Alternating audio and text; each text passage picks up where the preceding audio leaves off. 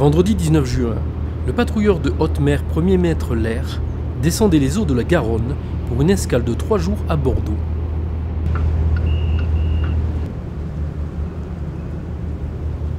Après un passage sous le pont Chaban-Delmas, le bâtiment de la Marine nationale effectuait une manœuvre d'évitage.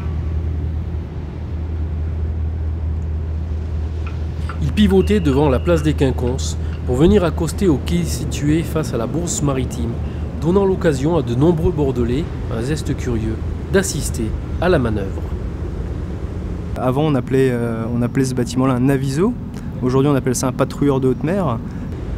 Celui-ci, il a été mis sur cale en 1979 et il a été admis au service actif en 1981. C'est un bateau qui est robuste, c'est un bateau qui fait à peu près 80 mètres de long pour 10 mètres de large. En termes de tirant d'air, on monte à 24 mètres, en tirant d'eau, on fait 5,50 m. C'est un bâtiment qui a un effectif de 85 personnes, 7 officiers. Voilà, on est sur un bateau à taille humaine, on a l'habitude de dire que sur les avisos, on est une petite famille de 80 marins. Et moi je le conçois comme ça et c'est comme ça que j'essaie de le faire passer à mes équipes.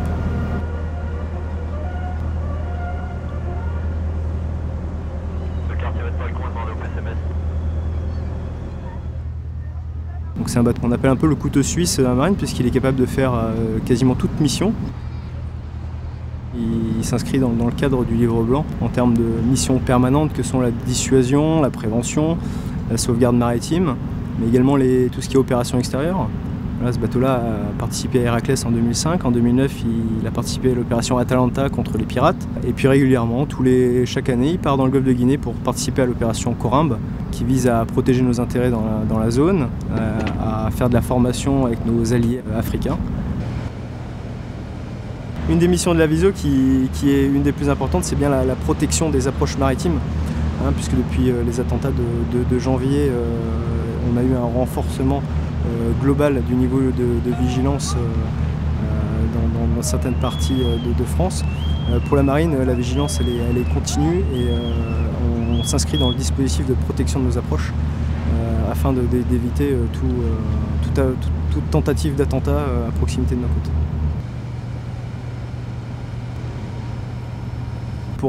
Pour embouquer un fleuve comme la Gironde, ce qui est intéressant pour nous, c'est de travailler sur les fondamentaux de notre métier, c'est-à-dire la navigation. Le bâtiment n'a pas navigué depuis une longue période puisqu'il était en arrêt technique au bassin pendant 9 mois et on a besoin de remonter en puissance, on a besoin de naviguer, de faire travailler les marins sur nos outils de navigation. Et la Gironde, c'est un petit peu particulier puisque nous on a plutôt l'habitude de naviguer en eau salée. Se retrouver dans un fleuve avec des courants qui sont un petit peu particuliers qu'on n'a pas l'habitude de rencontrer. C'est pas quelque chose d'évident, il faut bien le préparer.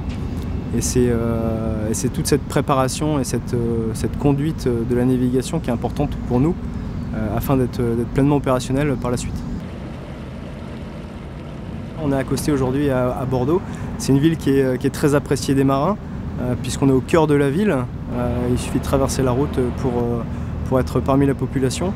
Et puis c'est une belle façon de montrer nos bateaux, que le public puisse observer, rencontrer des marins.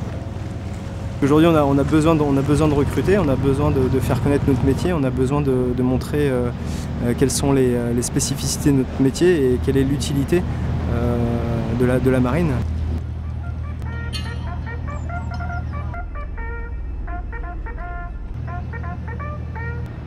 Poste de manœuvre général, poste de manœuvre général.